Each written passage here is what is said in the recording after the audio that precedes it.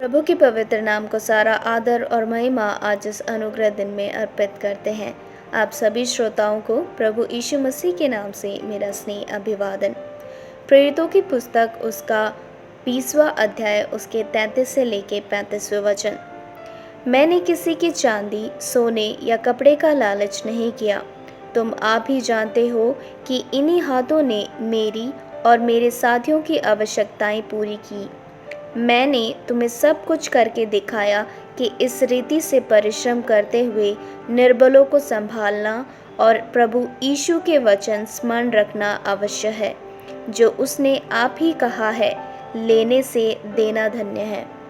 इस अनुग्रहित पढ़े गए वचन द्वारा दरिद्रता में भी संपन्नता विषय लेते हुए आज का वचन मनन करने में प्रभु की शरण में आए। सभी लोगों में यह एक मिथ्या होती है, यदि मेरे पास धन होता तो मैं ज़रूरतमंद की मदद कर पाता। मेरे पास यदि ज्ञान होता तो मैं किसी अनपढ़ को पढ़ा पाता। यदि मेरे पास कोई विशेष योग्यता होती तो मैं किसी प्रतिभाहीन व्यक्ति को कुछ सिखा पाता। मेरे पास धन नहीं है, ज्ञान नहीं है या फिर कोई विशेष योग्यता नहीं है, इसलिए ही मैं कोई मदद नहीं कर पाता। और ऐसे बहुत से जन हैं जो इन मिथ्या धारणाओं के अधीन रहते हैं। बातों से और अपने व्यवहार से जीवन में यदि प्रभु यीशु मसीह के बाद किसी पुरुष को आदर्श माना जाए तो वो व्यक्ति है प्रेरित पौलुस। प्रेरित पौलुस बनने से पहले एक समय था जब वो शाऊल था, जब वो धनवान था, समृद्ध था, लेकिन जब अब वो प्रभु यीशु मसीह की सेवकाई में है तो उसे धन की कमी है, वो दरिद्रता में है। लेकिन वो दूसरों के सोने चांदी और कपड़े को देखकर ये नहीं सोचता कि ये सब मेरे पास नहीं है। वो उनका लालच नहीं करता। वो अपनी दरिद्रता में भी संपन्न है, क्योंकि उसके पास एक विशाल हृदय है। प्रियो, क्या है असली संपन्नता? क्या है असली धन? एक व्यक्ति अपनी संपन्नता में सहायता करे तो वो असली संपन्नता नहीं है, लेकिन अपनी गरीबी और दरिद्रता की अवस्थाओं में भी आवश्यकता को जानकर किसी असहाय की सहायता करने वाला व्यक्ति ही असली संपन्न व्यक्ति होता है। प्रियो, हमारी गरीबी में, दरिद्रता में संपन्न करने वाली 4 विशेष बातें हैं जो हम प्रेरित पौलुस के वचनों द्वारा समझ सकते हैं। 33वें वचन में पौलुस गवाही देता है कि उसने किसी के सोने चांदी या कपड़े का लालच नहीं किया। इसलिए पहली बात जो हम समझ सकते हैं वो है कि हमारी दरिद्रता में भी हमें संपन्न करता है, वो है कि हम किसी भी प्रकार का लालच ना करें।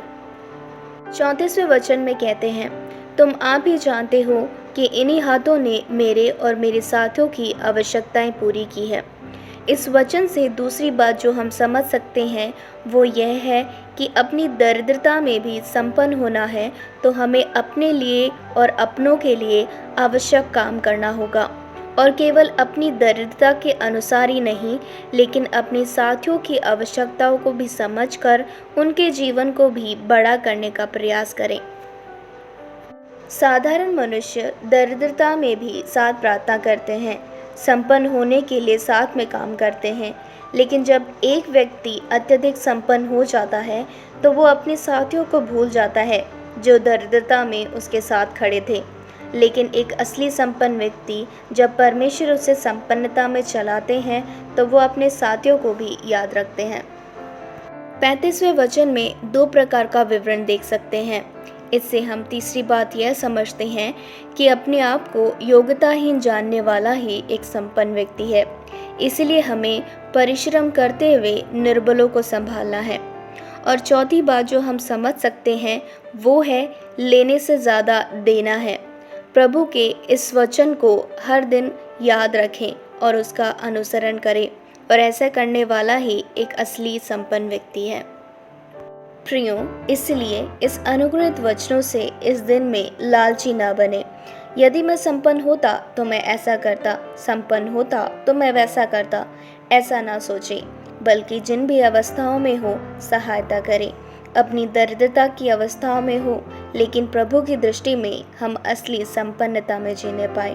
आपका ये दिन अनुग्रहित हो। आमीन।